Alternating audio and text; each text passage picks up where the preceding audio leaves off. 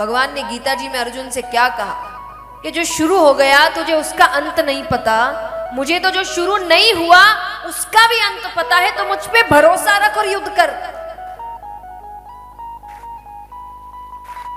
भगवान पर भरोसा रखो और अपना काम करते रहो, सब काम हो जाएंगे, जो चाहिए वो सब मिलेगा आपको, चिंता मत करिए। आइए, बोलिए कृष्ण कन्हैया लाल की, सावरिया सेठ की, भक्तवत्सल भगवान की। आइए, समय काफी हो गया है।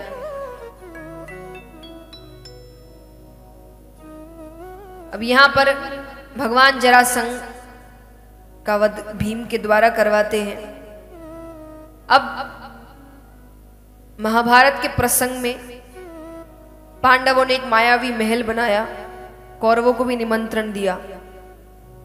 दुर्योधन को उस महल को समझने में थोड़ा समय लग गया, उन्हें ठोकर लगती है, वो गिर जाते हैं। द्रौपदी जी सामने से जा रही थी, उन्होंने मजाक में ही कहा, जैसा मैंने कहा मजाक माने जब दोनों हंस रहे हैं, किसी एक को तकलीफ हो रही है तो उसको मजाक नहीं बोलते। द्रौपदी जी ने कहा अंधे का पुत्र अंधा।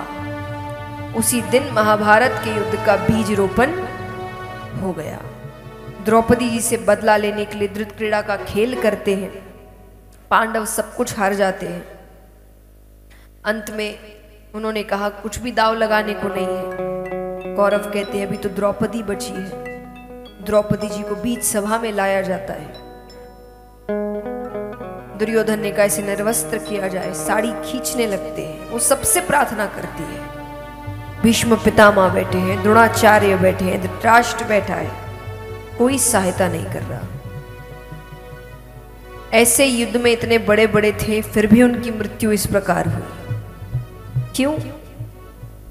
कहते ना कि बुराई कब बढ़ती है? तब नहीं जब बुरे व्यक्ति बढ़ गए हैं, तब जब अच्छे व्यक्ति कुछ नहीं कर रहे हैं। अच्छे व्यक्ति अपना काम अगर ठीक से करने लग जाए तो बुराई कभी ज्यादा नहीं बढ़ेगी।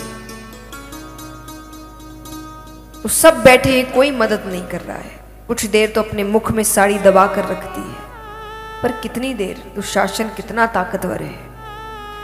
अंत में दोनों हाथ उठाती है, हे परम पिता परमेश्वर मेरी रक्षा करो, हे द्वारिका के नाथ मेरी रक्षा करो, हे द्वारिकाधीश मेरी रक्षा करो। उसके बाद भगवान जो साड़ी बढ़ाते हैं, कपड़ों का पहाड़ लग जाता है, पर वो साड़ी उतरती नहीं है। पर यहां पर पांडवों को वनवास होता है, वनवास से वापस आते हैं, अपना राज्य मांगते हैं। दुर्योधन ने कहा युद्ध करो और ले जाओ।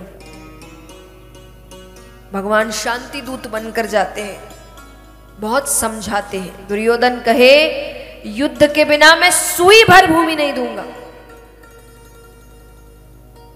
भगवान ने युद्ध को रोकने की बहुत कोशिश की थी, लेकिन जब नहीं रुका तो महाभारत का युद्ध होता है। युद्ध के बाद हम सभी को पता है पांडवों की जीत हुई और कौरवों की हार हुई।